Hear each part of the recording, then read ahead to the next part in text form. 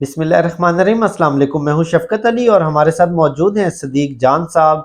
सदीक जान साहब से बात करेंगे तहरीके इंसाफ की 8 फरवरी की कॉल के हवाले से। एक नया एंगल सामने आ गया है। सवाल पर जाने से पहले सदीक जान साहब, मैं आपको एक छोटी सी ऑडियो सुनाना चाहता हूँ।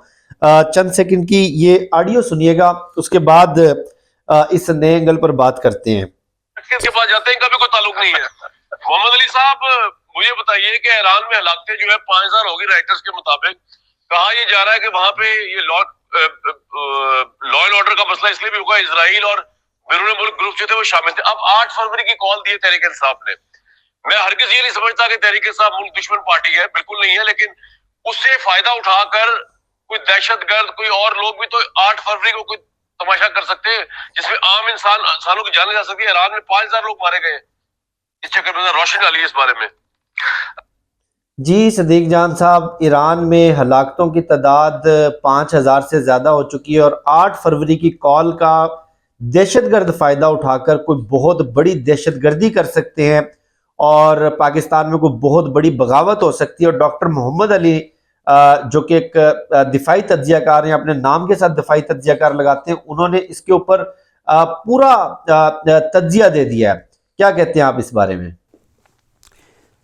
बहुत शुक्रिया। देखिए, ये जो आपने अभी ऑडियो प्ले की है कामरान शाहिद साहब की, जिसमें कामरान शाहिद साहब ने कल अपने प्रोग्राम में ये दावा किया या ये ख़तरे की घंटी बजाई या ये इंकशाफ किया या पता नहीं इसको हम क्या नाम देंगे, जिसमें उन्होंने बड़ी अजीब सी चीज़ कही है। उन्होंने कहा जी वो देखें, अच्छा उन्होंने कहाँ का मामला कहाँ जोड़ा है। उन्होंने कहा देखें जी वो ईरान के अंदर एहतजाजी मुजाहरों में 5,000 लोग जान से चले गए हैं और अब 8 फरवरी को तहरीक इंसाफ ने भी कॉल दी हुई है, तो क्या कोई दहशतगर्दी भी हो सकती है। मतलब कोई लॉजिक नहीं है, कोई तुक नहीं है। लेकिन इससे एक बात तो साबित होती है कि 8 फरवरी का खौफ है और 8 फरवरी को बहुत संजीदा देखा, सीरियस लिया जा रहा है, खौफ है। अब यहाँ पे मेरी आगे इस पे तफसील में जाने से पहले पहली बात तो इनकी लॉजिक इसलिए गलत है कि 8 फरवरी को दहशतगर्दी हो सकती है क्योंकि 8 फरवरी को तो उन्होंने कहा है कि आप घरों तक महदूद रहें। उन्होंने कहा पहिए जाम हड़ताल करें, कोई गाड़ी सड़क पे ना लाएं। दूसरा उन्होंने कहा है कि दुकानें बंद रखें, शटर डाउन हड़ताल करें। जब वो कह रहे हैं लोगों को कि आपने निकलना नहीं है, आपने सड़कों पे नहीं आना, आपने दुकानें नहीं खोलनी, आपने बाज़ारों में नहीं आना, तो फिर तो वह दहशतगर्दी वाला तो चक्कर ही ख़त्म हो गया, पहली बात। और अगर केपी में उन्होंने अमन मार्च की बात की है तो वहाँ तो हालात ऐसे हैं कि वैसे ही पहले ही सूरत हाल गंभीर है और वहाँ पे तो कहा जाता है कि लोग निकल ही नहीं सकते, अगर निकलेंगे तो ये और अच्छी बात है। एक बात तो ये है। दूसरा इसमें मेरा नुक्ता ये है कि ये कामरान शाहिद साहब उन लोगों में शामिल हैं जो सारा उनके प्रोग्रामों का यानी एक क्रक्स उनका ये है कि इमरान खान ख़त्म, इमरान खान ख़त्म शुद, इमरान खान की कोई पॉपुलैरिटी नहीं रही, तहरीक इंसाफ के साथ लोग नहीं रहे, तहरीक इंसाफ के लिए लोग निकलते नहीं हैं, कोई इनका मोमेंटम नहीं है।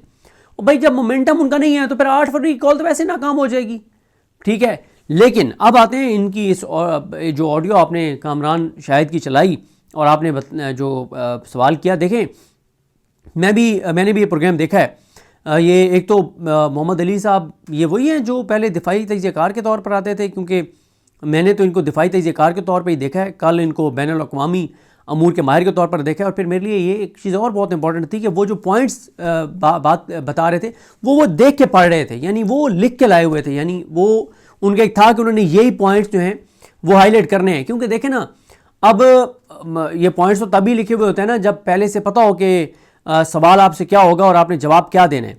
अब अगर एक मेहमान किसी प्रोग्राम में गया है और उसको पता ही नहीं है कि क्या मुझसे सवाल होना है, तो वो जवाब पहले थोड़ी लिख के ले जाएगा।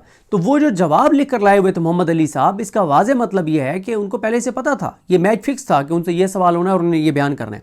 अब उन्होंने क्या कहा, उन्होंने कहा जी बिल्कुल आप ठीक कह रहे हैं, और देखें ना कि दुनिया के कई मुल्कों में और ख़ास तौर पर मुस्लिम ममालिक में इंसानी हकूक़ को आड़ बनाकर और वहाँ पे एक ऐसे चीज़ें की गई हैं कि उसकी वजह से वहाँ पे रजीम चेंज हो गई है। फिर उन्होंने कहा देखें ना, रजीम चेंज में इस वक्त 4 फैक्टर्स बहुत इंपॉर्टेंट हैं। एक उन्होंने कहा कि बैरूनी कुछ लोग बाहर बैठ कर, तो उन्होंने इशारा किया कि ये बाहर बैठे हुए जो यूट्यूबर्स हैं वो कुछ लोगों को उकसा रहे हैं, जैसे उन्होंने 9 मई को उकसाया। फिर उन्होंने कहा सोशल मीडिया बड़ा अहम इसमें रोल अदा करता है रजीम चेंज में और किसी भी मुल्क के अंदर इस तरह से इंतशार करने में और लोगों को इश्तियाल दिलाने में और इंसानी हकूक़ वाली और ये सारी चीज़ें। फिर उन्होंने एक अफ़गानिस्तान फैक्टर को भी लिया है। अब बात यह है कि 8 फरवरी को कोई भी नहीं कह रहा कि कोई हुकूमत गिर जाएगी। ये तो पहली बार कामरान शाहिद साहब को सबको पता है कि किधर से प्रोग्राम करते हैं, कैसे प्रोग्राम करते हैं। कामरान शाहिद साहब पहली मरतबा इस चीज़ को लेकर आए हैं कि ये जो 8 फरवरी की कॉल है, इसके नतीजे में आगे चल के रजीम चेंज भी हो सकती है। ये बात तो अभी तक अपोजिशन भी इतनी कॉन्फिडेंट नहीं है कि हम इस हुकूमत को गिरा देंगे। लेकिन एक चीज़ साबित हो गई है कि 8 फरवरी के ऊपर परेशानी है, और इसीलिए ये जो हुकूमती 3 शख्सियात ने PTI के एक अहम रहनुमा से मुलाकात की है, उसकी भी वजह यही है कि ट्रक की बत्ती के पीछे लगाओ और डंग टपाओ, वक्त गुजारो और इनको जो है ना वो कंफ्यूज करो। वो सारी गो के अभी तक ज़ाहिर है कोई ऐसी चीज़ नहीं हुई कि कॉल वापस ले ली हो तहरीक तहफ़्फ़ुज़ पाकिस्तान ने। देखें मामला क्या है। मसलन वो कहते हैं कि जी ये बाहर बैठे हुए, ये जो बयानिया बनाया जाता है कि बाहर बैठे हुए यूट्यूबर जो है ना वो लोगों को इश्तियाल दिला रहे हैं। देखें बाहर जो लोग बैठे हैं ना, यानी इमरान रियाज खान साहब, डॉक्टर मुईद पीरज़ादा साहब, साबिर शाकिर साहब, शहजाद अकबर साहब, सबी काज़मी हैं, वकार मलिक हैं, इस तरह से और भी ज़ुबैर अली ख़ान हैं, जितने भी और नाम हैं जो पाकिस्तान से बाहर बैठे हैं और यूट्यूब कर रहे हैं। ये जितने लोग यूट्यूब कर रहे हैं पाकिस्तान से बाहर से बैठकर, इनके कुल मिला के डेली के हम व्यूज़ कहते हैं जी 20 लाख हैं। हालांकि मैं ये समझता हूँ कि इनके 20 लाख में से 10 लाख से 12 लाख तो कंफर्म जो हैं वो ओवरसीज़ पाकिस्तानी होंगे। लेकिन चले हम एक लम्हे के लिए कहते हैं कि नहीं, ये जो इनके हैं ना वो 20 लाख हैं इनके डेली के व्यूज़। वो भाई 25 करोड़ लोगों में से सिर्फ 20 लाख लोग उनको सुनते हैं। सर मसला ये नहीं है, मसला इस सिस्टम को भी पता है कि इस वक्त जो इकॉनमी की सूरत हाल है। अब मैं कई बार इस चीज़ को दोहरा चुका हूँ कि आप जितने यूट्यूबर्स हैं, मुझ समेत इन सारे यूट्यूबर्स के यूट्यूब चैनल बंद कर दें। ये अच्छा इनके डेली के व्यूज़ कुल मिला के कितने होंगे? सारों के कुल मिला के 50 लाख होंगे। अच्छा ये आप इसको माइनस कर दें, 50 लाख भी आप ख़त्म कर दें, 50 लाख भी लोग इनको ना सुने।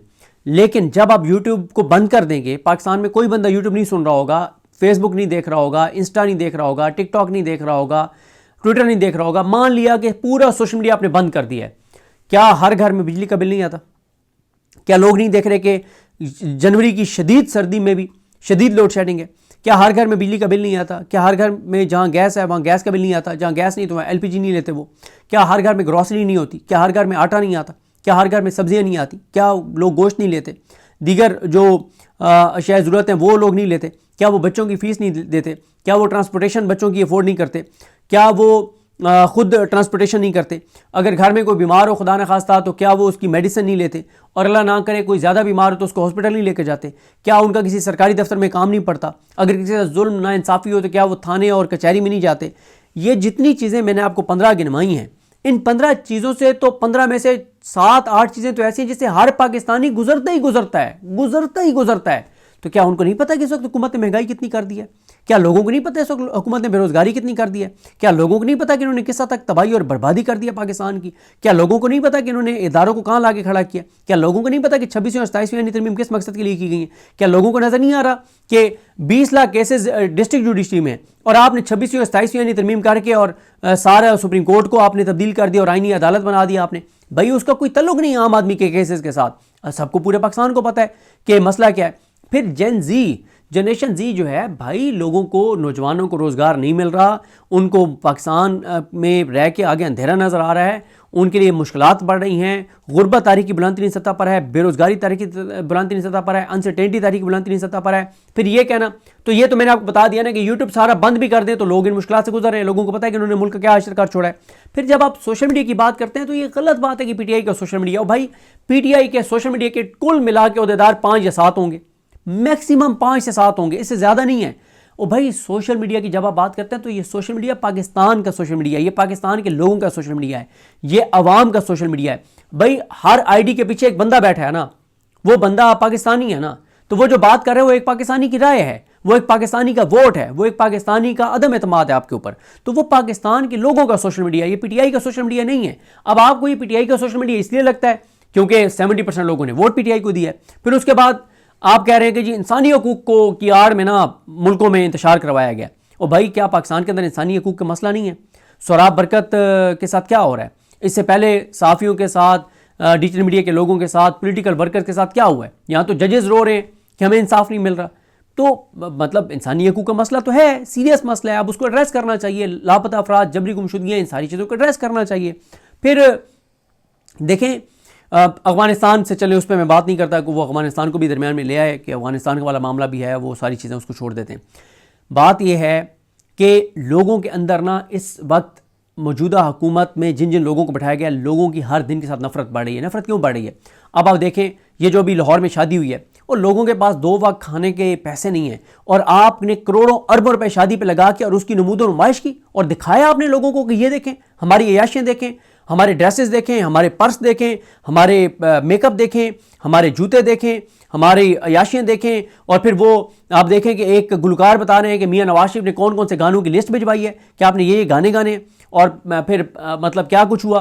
फिर आप देखें ये सानिया गुल प्लाजा, उसकी वजह से भाई 3 दिनों से रेस्क्यू ऑपरेशन मुकम्मल नहीं हो सका, और आप कहते हैं कि अगला वंडर बॉय है बिलावल भुट्टो जरदारी। फिर कुछ और चीज़ें होती हैं सर, मैं ऐसी 50 चीज़ें आपको गिनवा सकता हूँ। मसलन एक और चीज़, एक जज का बेटा 2 बच्चियों को, मासूम बच्चियों को गाड़ी के नीचे दे देता है, कत्ल कर देता है, और वो जज का बेटा निकल जाता है, मक्खन में से बाल की तरह निकल जाता है। पूरा निज़ाम मिलकर उसको बचा लेता है और उस जज को पक्का जज भी कर देते हैं। फिर आप अभी एक और केस देख लें, लाहौर में एक नौजवान अक्टूबर में उसको बेदर्दी के साथ कत्ल किया जाता है, अहमद जावेद को।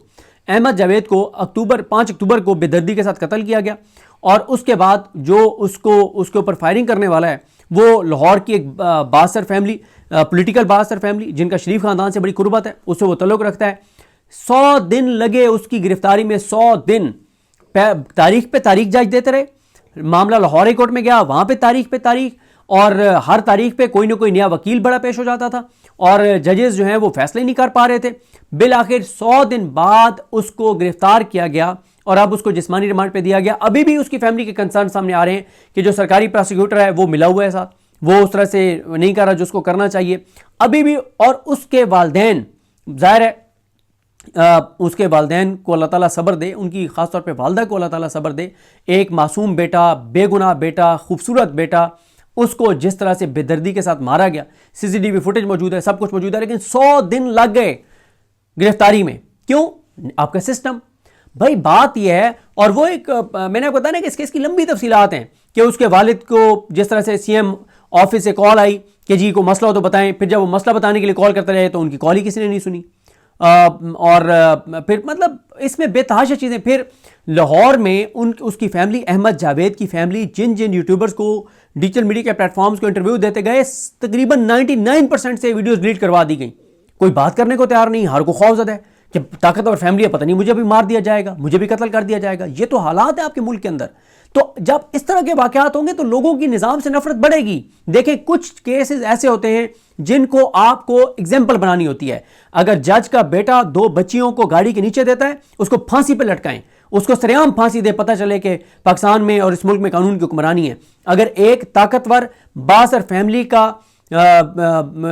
जो नौजवान है वो एक अहमद जावेद जैसे मासूम की जान लेता है, तो उसका केस आप डे टू डे चलाएं और जल्द से जल्द फैसला करें, ताकि पता चले कि भाई पाकिस्तान में कानून की हुक्मरानी है और शरीफ खानदान का कोई अदालतों के ऊपर इन्फ्लुएंस नहीं है। शरीफ खानदान का 2 बार इन्वेस्टिगेशन चेंज हुई है, और वो मैंने आपको बताया ना कि इसकी लंबी तफसील है। जब नौजवान, अब अहमद जावेद के जितने दोस्त हैं, एक पेज बन गया जिस पे अहमद जावेद के केस की तफसीलात आ रही हैं। उस पेज के ऊपर लाखों नौजवान लड़कियां और लड़के उसको मॉनिटर कर रहे हैं, देख रहे हैं। अब वो लाखों लड़कियां और लड़के देख रहे हैं कि एक मासूम को लाहौर में कत्ल किया जाता है, CCTV फुटेज मौजूद है, लेकिन कातिल गिरफ्तार नहीं हो रहा। और आप गिरफ्तार हुआ है तो पहले ही बातें होने लगी हैं कि वो तो जी बरी हो जाएगा, जी उसको कुछ नहीं हो सकता।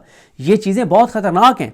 फिर देखें ना, इसी वजह से ज़ोरैन निज़ामानी ने कहा है कि आप नौजवान नस्ल के जज्बात को समझ ही नहीं रहे, आपको पता ही नहीं है कि नौजवान नस्ल क्या चाह रही है। आप कुछ और चाह रहे हैं, वो कुछ और चाह रहे हैं। तो कुछ ऐसे केसेस हैं जिनको आपको एग्जाम्पल बनानी होती है। तो बहरहाल मैं ये समझता हूँ कि इस सिस्टम को हीट पहुँच रही है, सिस्टम के अंदर परेशानी है, पैनिक है, और पैनिक यही है कि अनसर्टेनिटी बहुत ज़्यादा है, गुर्बत बहुत ज़्यादा बढ़ रही है। बल्कि मैं आपको एक और चीज़ दिखाता हूँ यार, ये मुझे नवाए वक्त दिखाएं। ये अब मैं अभी दोस्त यहाँ बैठे हैं, मैं उनको एक चीज़ दिखा रहा था। देखें, जो एक जवाल और इन्हतात है ना, वो किस हद तक पहुँच गया है कि मुसलसल अशात के 85 साल, ये माशाल्लाह जी 85 साल से ये दावेदार है नवाए वक्त के, 85 साल से ये पब्लिश हो रहा है। अब सानिया होता है, सानिया गुल प्लाजा, और 70-75 लोग लापता हैं। ज़ाहिर लापता से मुरादी है कि वो बेचारे प्लाजे के अंदर थे, जिंदा नहीं रहे। अल्लाह ताला उनकी फैमिली को सब्र दे। और 25-30 लोगों की डेड बॉडीज़ आ गई हैं। इतना बड़ा सानिया, और उस साने की खबर जनाब अखबार ये नीचे करके लगा रहा है, अगर आपको ये नज़र आ रहा हो, नीचे करके लगा रहा है। और ऊपर कौन सी खबर लगा रहा है? ऊपर खबर लगा रहे हैं जुनैद सफदर की दावत वलीमा, वज़ीर-ए-आज़म आम शख्सियात की शिरकत, फील्ड मार्शल मरकज़ निगाह बन गए। फिर तस्वीरें लग रही हैं बेटे की शादी पर मरियम नवाज की तैयारी, शर्मिला फारूकी और बख्तावर भुट्टो ने भी तारीफ कर दी। ठीक है, फिर नीचे जी मरियम नवाज की एक फरमाइशी खबर, सहूलत बाजार 55,000 खानदानों का चूल्हा जलने लगा। फिर गजा अमन बोर्ड में शामिल हों, ट्रंप ने शबाशी को दावत दे दी। फिर ऊपर भारत के खिलाफ एक खबर। ये भी हम किस दुनिया में रह रहे हैं, हमें लगता है कि हम भारत के खिलाफ खबरें लगा के पाकिस्तानियों को भारत के खिलाफ करेंगे। और भाई जब मोदी से लड़ाई का वक्त आएगा फिर पाकिस्तानी पूरी कौम मुतहद होगी पाकिस्तान के साथ, हर पाकिस्तानी की मोहब्बत पाकिस्तान के साथ है। लेकिन मतलब आपको अंदाजा होना चाहिए कि आम दिनों में पाकिस्तान के हुक्मरान असल मसले हैं, मोदी मसला नहीं है पाकिस्तानियों के लिए। जब मोदी मसला होगा, जब भारत के साथ जंग होगी, पूरा पाकिस्तान पाकिस्तान के साथ खड़ा होगा, पूरे पाकिस्तान के लोग पाकिस्तान के साथ खड़े होंगे। तो बताने का मकसद यह है, अब इस अखबार को पता है नवाए वक्त को कि मैं जो कराची में इतना बड़ा सानिया हो गया उसकी खबर मैंने नीचे लगानी है। मरियम नवाज की तस्वीर, मरियम नवाज के बेटे की तस्वीर, मेहमानों की तस्वीर, वो मैंने ऊपर लगवानी है और फरमाइशी खबरें मैंने ऊपर लगानी है। ये है वो जवाल और इनतात, ये है वो अखलाकी पस्ती हमारी, और ये चीज़ें देख के नौजवान नस्ल में नफरत बढ़ती है। यार एक और अखबार मुझे दिखाएं, ये कोई भी अखबार मुझे और पकड़ा दें। अब आप एक और चीज़ देखें, ये देखें शहबाज शरीफ साहब के इश्तिहार देखें, हाफ पेज के ऊपर अखबार में इश्तिहार। जिस दिन ये खबर आई कि फॉरेन डायरेक्ट इन्वेस्टमेंट पता नहीं 43% नीचे चली गई है, मजीद कम हो गई है, उसी दिन करोड़ों रुपए के इश्तिहार चल रहे हैं टीवी चैनलों के ऊपर शहबाज शरीफ की और नवाज शरीफ की तस्वीर के साथ कि बहुत इन्वेस्टमेंट आ रही है। मत लोगों के सब्र का इम्तिहान लें, मत लोगों के जब्त का इम्तिहान लें। लेकिन 8 फरवरी के हवाले से परेशानी यही है कि नजर आ रहा है कि क्योंकि बेरोजगारी बढ़ी है, अनसर्टेनिटी बढ़ी है, गुर्बत बढ़ी है, रोजगार नहीं मिल रहा, फैक्ट्रियां बंद हो रही हैं, मिलें बंद हो रही हैं, इंडस्ट्री बंद हो रही है। ओवरसीज पाकिस्तानी तो पाकिस्तान के लिए फिक्रमंद रहते हैं बेचारे, इसलिए वो वहां बैठ के पाकिस्तान की बात करते हैं। क्यों? वो 50 साल भी पाकिस्तान से बाहर गुजार लें, उनकी ख्वाहिश यही होती है कि हमने ज़िंदगी के आखिरी जो वक्त है वो हमने पाकिस्तान जाके गुजारना है। और बहुत सारे भाई मैंने ऐसे अक्सरियत लोग देखे हैं ओवरसीज पाकिस्तानी जो कहते हैं कि पाकिस्तान आगे जाए, पाकिस्तान तरक्की करे, हमारा घर है, हम पाकिस्तान वापस आए, हम यहाँ रहें अपनी फैमिली के साथ, बच्चों के साथ, दोस्तों के साथ। पाकिस्तान को मजबूत देखना चाहते हैं। उनकी लड़ाई तो पाकिस्तान को आगे ले जाने की लड़ाई है, पाकिस्तान को अरूज दिलवाने की लड़ाई है। उनकी तो लड़ाई खुदा न खासा पाकिस्तान को कमज़ोर करने की लड़ाई नहीं है। तो खैर मैं ये समझता हूँ कि 8 फरवरी के ऊपर कांपें टांग रही हैं, परेशानी है, इसीलिए जो है वो एक आप कामरान शाहिद से ये प्रोग्राम करवाया गया। इससे पहले राना सनौला भी बुखलाहट का शिकार हो चुके हैं और सुहेल आफरीदी ने माहौल गरमा दिया है। महमूद खान अचकज़ई ने भी कमाल कर दिखाया है और चीज़ें बहरहाल बड़ी तेज़ से इनके लिए मुश्किलात की तरफ जा रही हैं। बहरहाल इस पर हम बात करते रहेंगे। मुझे अपनी दुआ में याद रखें। अल करीम हम सबका हामी नासरो। अल्लाह हाफ़िज़।